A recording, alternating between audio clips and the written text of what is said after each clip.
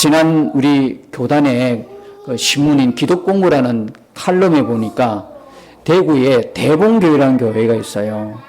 대구의 대봉교회, 우리 교단에 있는 교회인데요. 역사가 참 오래된 교회죠.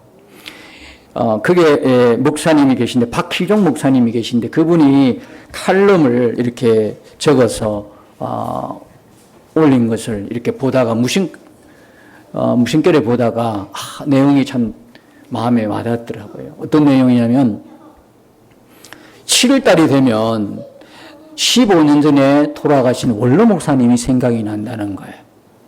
7월달에 돌아가시는가 봐요. 그 원로 목사님이 누구시더라? 박맹술 목사님인데요. 박맹술 목사님인데 86세로 돌아가셨어요. 7월달에 15년 전에 돌아가셨는데, 그 목사님 이제 돌아가시기 얼마 전에 목사님께서, 지금 담임 목사님께서 고별 설교를 해달라, 마지막 설교를 해달라고 부탁을 했는데, 이 목사님 힘이 없어가지고 휠체어에 앉아서 이제 마지막 설교를 들었다는 것이죠. 그때 이 원로 목사님 박명술 목사님이 했던 설교 요약을 이렇게 올려놓으셨더라고요. 이 박명술 목사님, 원로 목사님은 그 교회에서 40년을 목회했어요. 40년을 목회했고 우리 교단의 총회장까지 지내셨고, 그리고 지금 한창 말이 많은 한기총 있죠. 한국기독교 청년협회 초대 회장이셨어요. 두루두루 이렇게 아주 기독교 요직을 다 거치셨는 분인데, 그래서 이제 당연히 이제 당신께서는 교계에서도 이제 덕망이 있으시고 교계에서도 이름이 있으시니까 이제 죽음을 앞두고 당연히 뭐라고 생각했겠습니까? 하나님께서 나에게 이제 앞으로 하나님 만날 때 하나님이 큰 상급을 주시겠다, 내심 그런 생각을 하지 않았겠어요. 근데 이 목사님 마지막 순간에는 암투병을 하셨어요. 암이 걸려가지고. 그래, 암투병을 하고 있는데, 그때 하나님께서 목사님을 이끌고 천국으로 가셨답니다. 그러면서 뭐라고 했냐면, 그게 그대로 내용에 읽어보면, 천국에서 목사님이 거할 처소를 상급으로 보여주시겠다. 그래서 주님을 따라갔다는 거예요. 그래서 내심 따라가면서, 야, 진짜 그동안 내가 40년 동안 목회하면서 얼마나 많은 일도 했기에 하나님께서 큰 집을, 의리의리한 집을 주시겠다 하고 이제 생각을 하고 갔겠지요. 그런데 이 목사님 표현으로 보니까 40년 목회하고 교단 총회장을 지낸 제가 천국에서 거할 처소가 어딘지 아십니까? 그렇게 물어보면서 하시는 말씀이, 남미에 있는 이가수 폭포 옆에 있는 계집과 같은 판자집입니다. 그렇게 고백하더라는 거예요. 우리야 뭐 이가수 폭포가 어떻게 생겼는지 어떻게 알겠어요? 그게 옆에 가면 계집이 있는가 봐요. 그 계집과 같은 판잣집이띠다. 판잣집을 보여준 거예요. 주님이 이 목사님 기대하고는 완전히 어긋나도록 판잣집을 보여준 거예요. 40년 목회 총회장, 한기총 초대회장. 그래서 이 목사님이 너무 억울해서 주님께 항변했대요. 억울하다고. 억울합니다, 주님. 제가 40년 목회를 했는데 지금까지 내 목숨 돌보지 않고 생명 돌보지 않고 건강 돌보지 않고 이렇게 열심히 했는데요 하고 억울해하니까 주님이 말씀하시더랍니다. 너는 내가 받을 영광을 이 땅에서 다 받고 내가 받을 대접 다 받고 내가 진정으로 나를 위해서 한 일이 뭐냐? 목사님이 그 뒤로 대꾸를 했을까요, 안 했을까요? 못하죠. 그리고 이제 그 뒤로 목사님의 생애는 어떤 생애냐면 자기 전 재산을 교회에 헌납하고 가셨대요. 자기가 교회로부터 받은 모든 것들을 되돌려주고 모든 전 재산을 교회에 헌납하고 마지막 순간에 병상에 누워서 40년 목회할 동안에 그래도 잘한 것도 있지만 목사님 당신께서 잘못 부분도 있을 거 아니에요.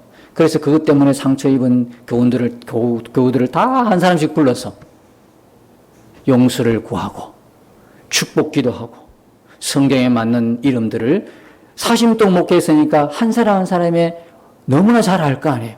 그 성격에 맞는 성경의 이름을 붙여주면서 축복 기도하고 그렇게 했더라는 거예요. 여러분, 그 원로 목사님이 병상에 누워서 그렇게 하는데 어떻게 용서가 안 되겠어요? 아무리 40년 동안 목회를 했으니 좋은 소리만 들었겠어요? 그 목사님 40년 목회 동안에 상처받은 사람도 얼마나 많겠어요? 그런데 그 마지막 순간에 그렇게 용서를 구하는 원로 목사님 앞에서 어떻게 눈물로서 용서하지 못할 사람이 있겠어요? 그죠? 저는 이걸 읽으면서요, 야, 그렇구나. 우리도 목사님과 같은 그런 경우를 만날 수 있겠구나. 무슨 경우예요? 어떤 경우죠? 우리가 이렇게 오늘도 예배 드리잖아요. 지난주에 이어서 오늘도 예배 드리잖아요. 다음 주에도 예배 드릴 거 아니에요. 특별한 일이 없고는. 에녹처럼 하나님이 너 가자 그러고 불러가지 않는 이상은 예배 계속 드릴 거예요. 우리는 예배 드렸다고 해요. 그냥 훗날에 하나님 앞에 갔을 때에 하나님 내가 예배 많이 드렸죠 했을 때에 하나님이 어떻게 놓으실까? 너 이름 뭐야? 이렇게 물어보면 얼마나 황당하겠어요. 그죠? 어느 교회 출신이지? 함께 하는 교회? 한번 보자. 얼마나 얼굴이 낯뜨거워지는 순간이 오겠어요. 예상을 벗어난단 말입니다. 임 목사님처럼 내가 이 정도 했는데 하나님이 상급으로 큰 집을 보상해 주지 않겠나라고 생각했는데 착각이었다는 거예요. 40년 목회하면 뭐합니까? 교단 총회장 치고 리더가 되면 뭐합니까? 한국 기독교 총 리더가 되면 뭐합니까? 하나님이 인정해 주셔야죠. 우리는 우리끼리 드린다고 하는 이 예배, 과연 하나님이 받으시는 예배인지를 우리는 생각을 해봐야 된다는 거예요. 그렇지 않아도 오늘 본문이 창세기 4장이잖아요. 유명한 가인과 아벨의 제사 나오잖아요. 여러분 아시죠? 누구 제사는 받고 누구 제사는 안 받으셨어요? 가인의 제사는 안 받으시고 누구의 제사? 아벨의 제사는 받으셨다는 거예요. 그러니까 이 이야기는 무슨 이야기입니까? 예배 드리는 것은 우리가 드리지만 받으시는 것은요? 누가 받으시는 거예요? 하나님이. 예배는 우리가 드렸다고 해서 드린 게 아니란 말이죠. 우리가 예배 드렸다는 것은 누구만이 계산할 수 있어요? 하나님만이. 이런 이야기예요. 우리의 옥기스 여미는 아주 우리에게 어떻게 생각하면 경고의 메시지예요. 우리가 지금까지 예배 드려 예수 믿고 난 이후에 저 같은 경우는 30년 넘게 예배 드린 거예요. 주일만 그렇게 예배 드렸었을까요? 오후, 수요일, 새벽. 도대체 계산이 안 되는 거예요, 이거는. 근데 하나님 앞에 가봐야 되는 거예요, 진짜. 수없이 예배 드렸는데, 모태신앙은 더하죠. 모태신앙은 뱃속에서부터 예배 드렸는데, 나와서 예배가 아니라, 카운트는 뱃속에서부터 시작하잖아요. 어머니 뱃속에 10개월 전부터 카운트가 시작된 거잖아요. 그러려고 그러면 한 70 살아보면 도대체 70년 인생 동안에 예배를 도대체 얼마 드린 거예요? 이게 산수적으로 계산이 안 되잖아요. 지금 어마어마하잖아요. 근데 하나님 앞에서 과연 예배가 어떻게 됐을까요? 하나님이 받으셨다고 하는 그 예배.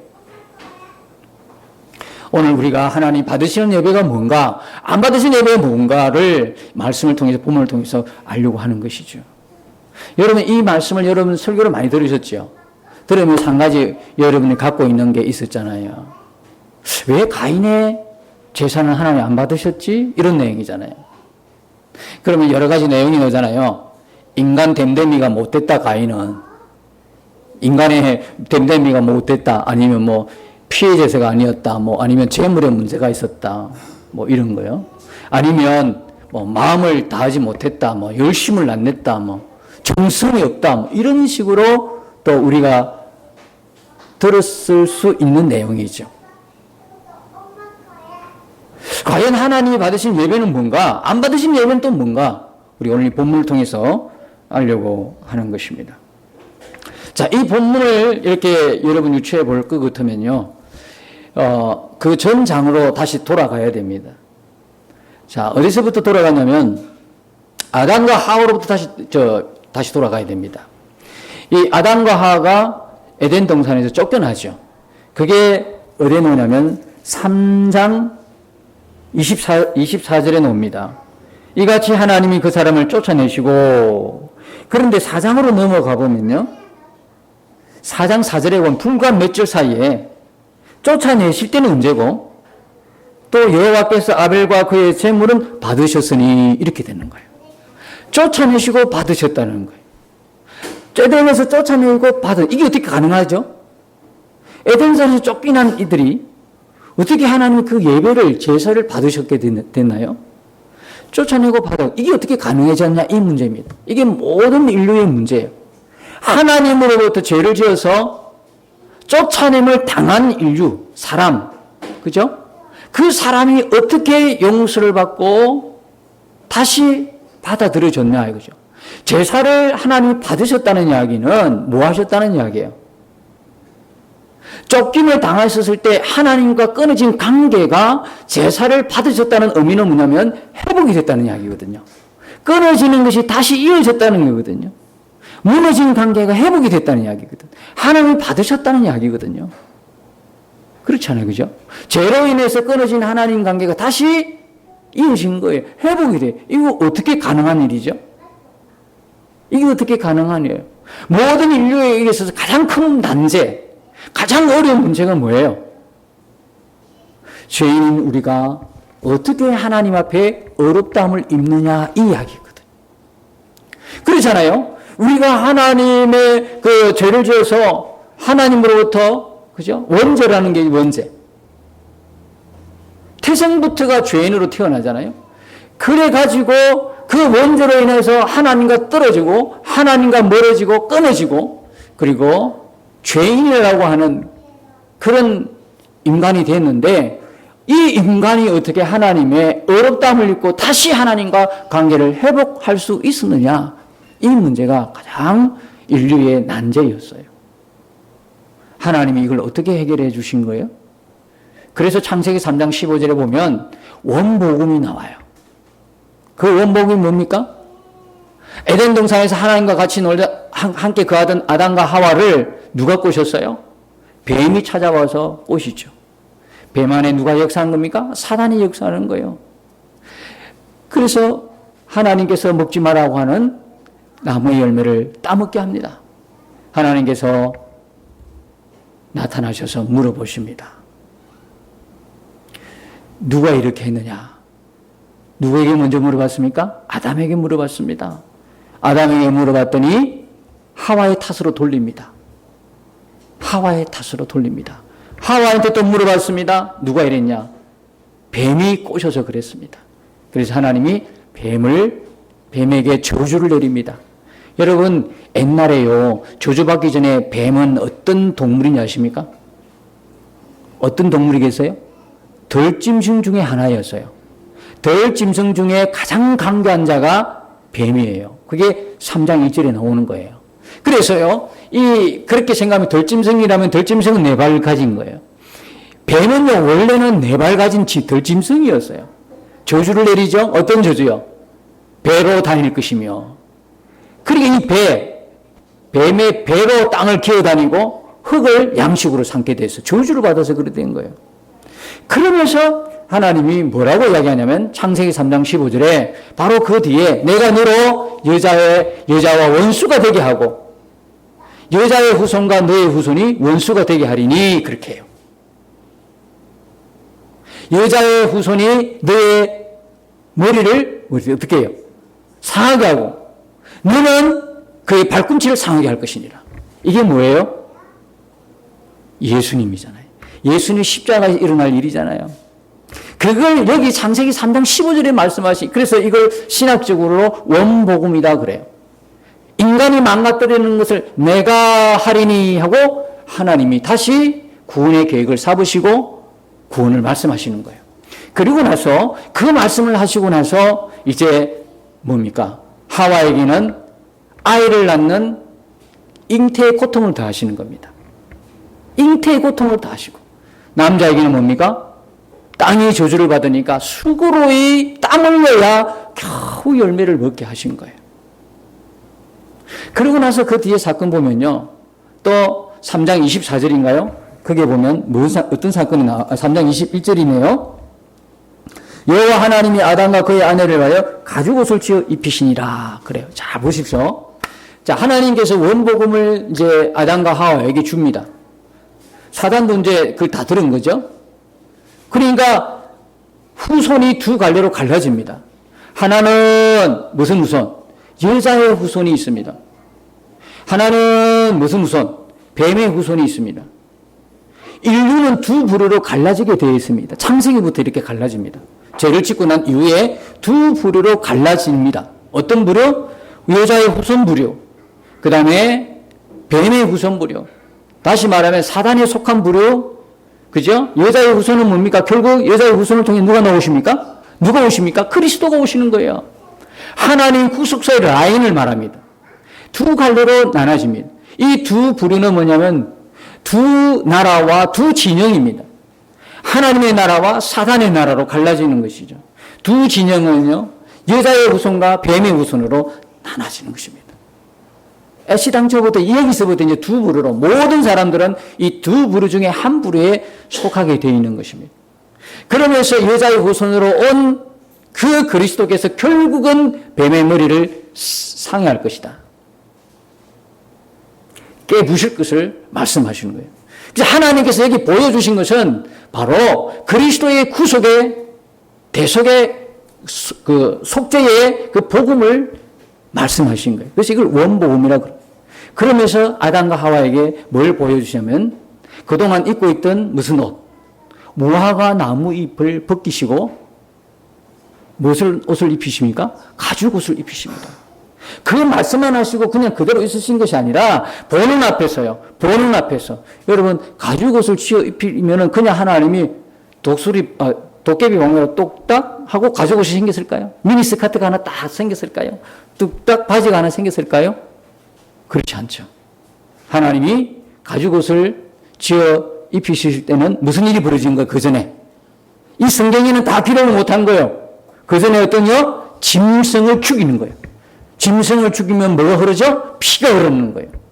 그래서 피의 제사를 아담과 하와는 눈뜨고 본 거예요.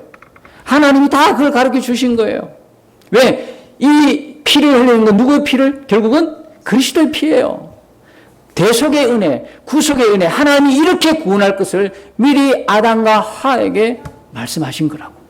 그러고 나서 무화과 나무 옷을 벗기고 가죽 옷을 입힌 거예요.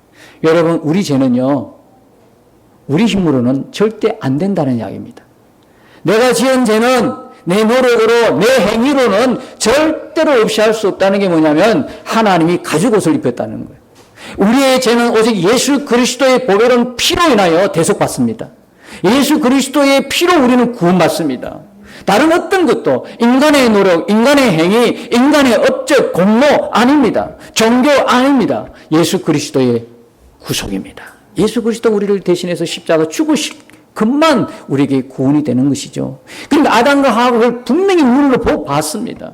이론적으로 말씀하셨고 실제적으로 죽어가는 제사를 하나님이 시연해 주셔서 아담과 하와는 걸 다 알고 있었어요. 그리고 계속 오랫동안 뭡니까? 그 제사를 드려왔던 것입니다. 그러고 나서 어느 날 아이가 태어납니다. 아이가 태어날 때 첫 번째 아이가 누구입니까? 가인이었습니다. 여러분 가인의 뜻을 아시죠? 여호와로 말미암아 덕남하였다라는 뜻입니다. 여호와로 말미암아 덕남하였다. 뭐 느껴지는 거 없으십니까? 지금 아담과 하와는 아기가 태어나기 전에 어떤 생각을 했을까요? 분명히 하나님께서 여자의 후손으로 우리에게 보내주실 거라는 믿음이 있었습니다. 그래서 아담이 하와를, 자기 아내를 뭐라고 이름하냐면 하와라고 이름합니다. 하와란 뜻은 생명이란 뜻입니다. 산자의 의미, 생명의 의미입니다. 근데 이 여자의 후손이라는 것은 뭐냐면 하와의 후손, 하와를 통해서 여자의 후손이 계속 대를 이을 것을 말하고 있는 것입니다. 그걸 기대했던 거예요. 그러니까 첫 번째 아들이 가인이 태어나자마자 이 아이가 하나님께서 여자의 후손으로 주신 아이다 해서 이름을 가인, 여호와로 말미암아 덕남하였다 이렇게 이름 지은 거예요. 둘째 아들은 누구예요? 둘째 아들은 아벨이에요. 근데 여러분 이 아벨은요 무슨 뜻이에요? 하찮음, 별 볼 일 없음 이런 뜻이에요. 그냥 이건 무슨 어떤 뜻일까요? 이거는 신경을 안 썼어요. 첫 번째 가인이 바로 아담과 하와가 볼 때는 이 아이가 하나님 보낸 여자의 후손으로 생각한 거예요. 이 아이의 계보를 통해서 계속 하나님이 이제 그 여자의 후손으로 그리스도가 오게 하실 거를 생각했었어요. 그래서 가인을 갖다가 아주 귀하게 키웠어요. 아벨은 그 대신에 별로 기정하게 관심도 안 두고 하찮게 봤어요. 근데 여러분 나중에 어떻게 됐어요? 나중에 어떻게 됐죠? 결과는요? 야, 역시 그래서 사람이 보는 거와 하나님 보는 건 너무너무 달라요. 아담과 하와 볼 때는 이 가인이 그럴 줄 알았는데 나중에 점점점 자라나면서 이들이 점점점 자라나면서 보니까 누구였냐면 아벨이었다는 거예요. 그래서 이들이 직업을 갖게 되는데 커서 성장해서 직업을 갖게 되는데요. 아벨은 누구? 양치는 자였고요. 가인은 뭐요? 농사 짓는 자였어요. 그래가지고 이제는 아버지 부모가 늘 드리던 제사를 받기 때문에 들었고 받기 때문에 그죠? 신앙교육을 잘 받고 자라났어요. 그래서 아벨은요 그 신앙 그대로 하나님께 양의 첫 새끼와 기름을 드렸어요. 그때 여기서 보면 기름이라는 거는요 기름하고 우리나라 말로 번역했을 때는 단수로 보이죠. 원어로 보면요 복수예요. 기름들. 그러니까 이 기름들 복수로 넣었을 때는 한 마리만 양을 잡은 게 아니에요. 첫 새끼는 당연히 드리고 나머지 좋은 것들로 기름진 것들로 복된 거 아름다운 것들로 어떻게 해요? 양들을 잡아서 가장 좋은 것을 하나님께 드린 제사가 누구의 제사냐면 아벨의 제사였어요.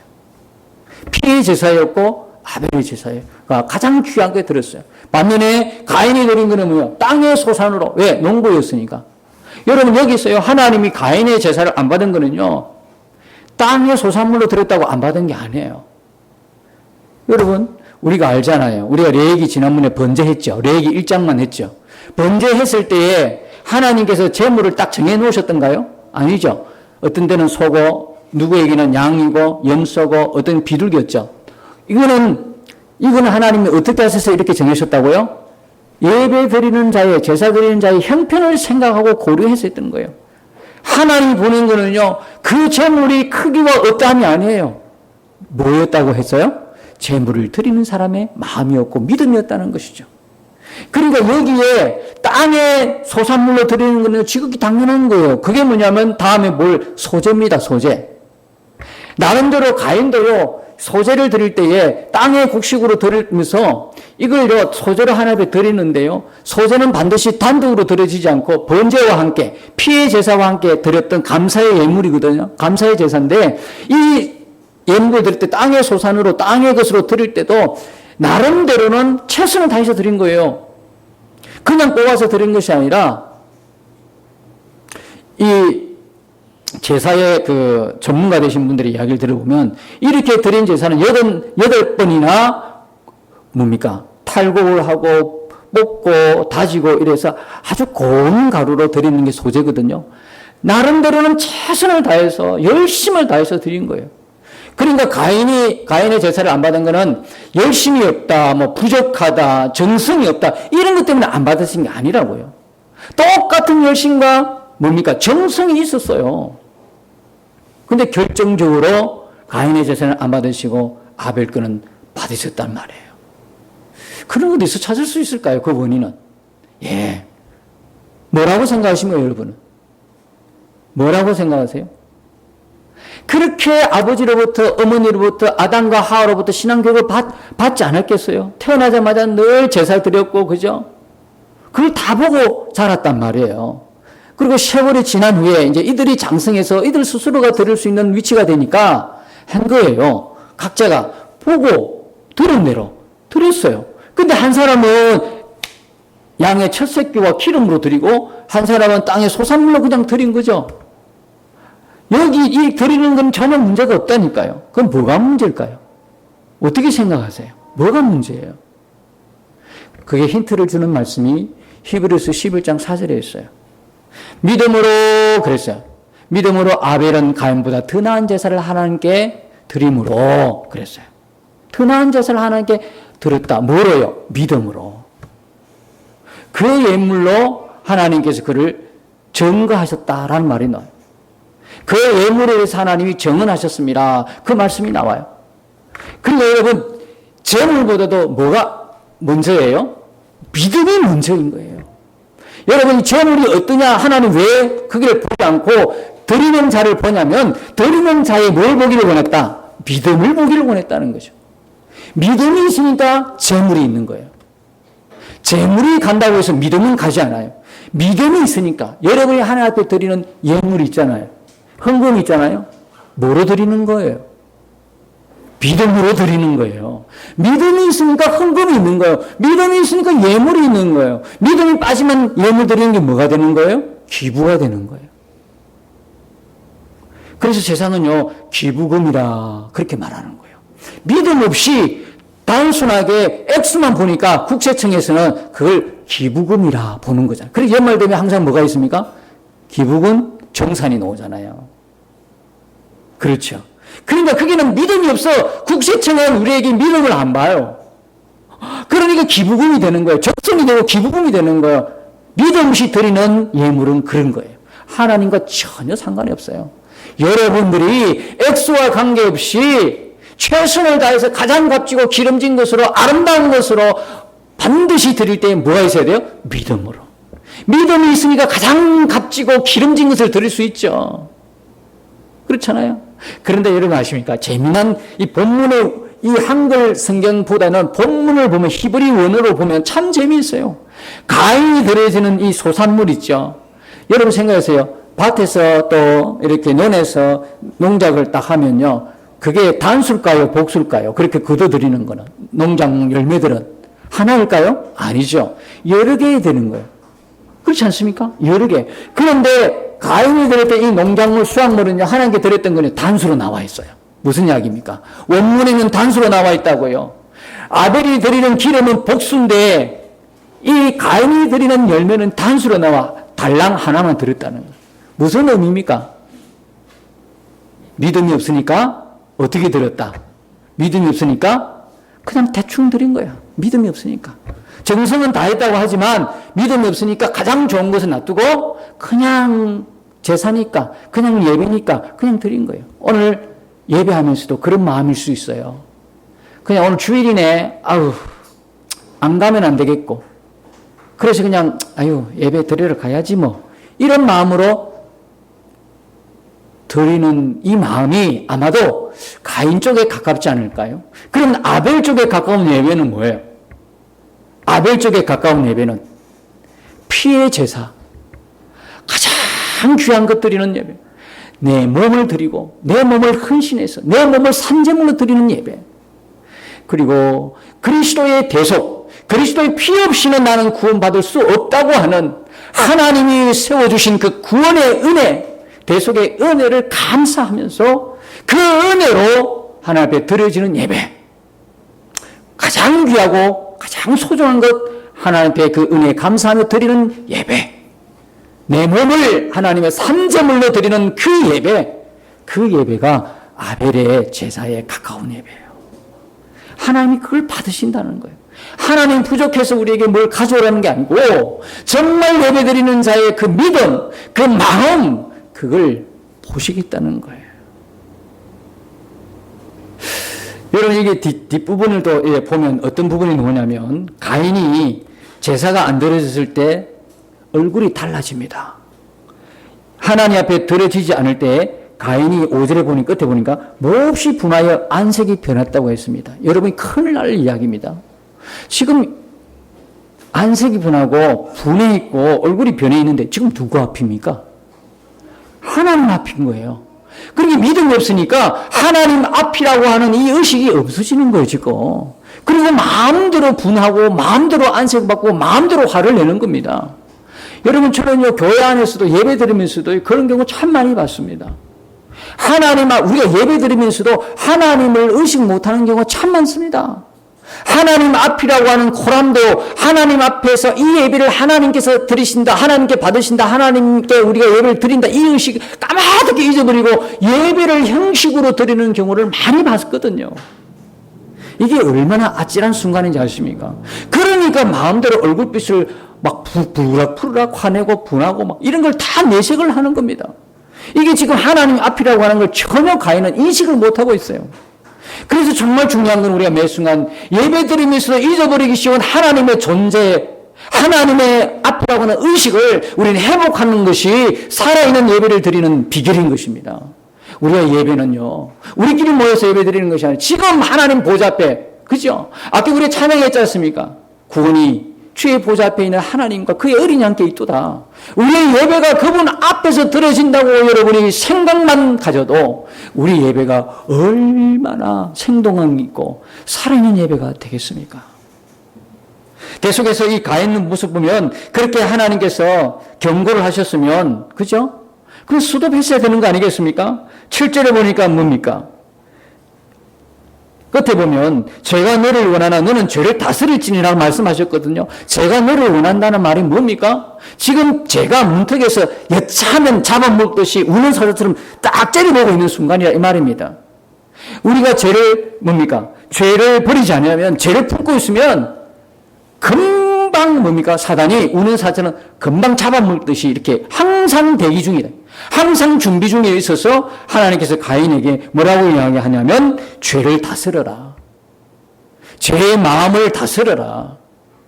내 마음을 빼앗기지 말고 예수님께 마음을 두고 예수님 바라보라는 뜻이거든요. 근데 가인은 계속 그걸 품고 있습니다. 그 마음을 계속 버리지 않고 품고 있어요. 결과가 어떻게 됐죠? 동생을 들판에 불러내어서 인류 최초의 살인극이 벌어집니다. 최초로 살인극이 벌어지는 어마어마한 형제가 형제를 죽이는 일이 벌어지기 시작하는 겁니다. 결국은 이게 뭡니까? 인류의 두 줄기이지만 하나는 아벨 줄기, 하나는 가인 줄기, 하나는 하나님의 구속의 줄기, 하나는 사단의 뱀의 줄기라고 이야기할 수 있지만 우리들 가운데서도 예배를 지금까지 들어왔던 우리들 가운데서도 이런 아벨의 예배가 있고 가인의 예배가 있을 수 있다 이 말입니다. 우리가 앞으로 예배 드릴 때에 항상 하나님 존전이라고 하는 그 의식을 회복하기를 주님 이름으로 축복합니다. 항상 우리가 드릴 때에 피의 예배라는 걸 꼭 기억하시고 하나님이 우리를 구원하는 그 대속의 은혜를 감사하면서 우리가 세상에 없는 것 때문에 부족한 것 때문에 마음 상해서 하나님 앞에 원망하고 불평한 모습으로 드리는 것이 아니라 다 없어도 주님 한 분으로 충분합니다. 하나님이 나를 구원하신 이 구원의 은혜와 이 구원의 복과 최고의 하나님 앞에 사랑을 받는 자로서 하나님 앞에 살아있는 그 예배, 지금도 드렸던 아벨의 그 마음과 믿음을 다한 예배, 그 예배자의 주인공이 저와 여러분 되시길 축복합니다.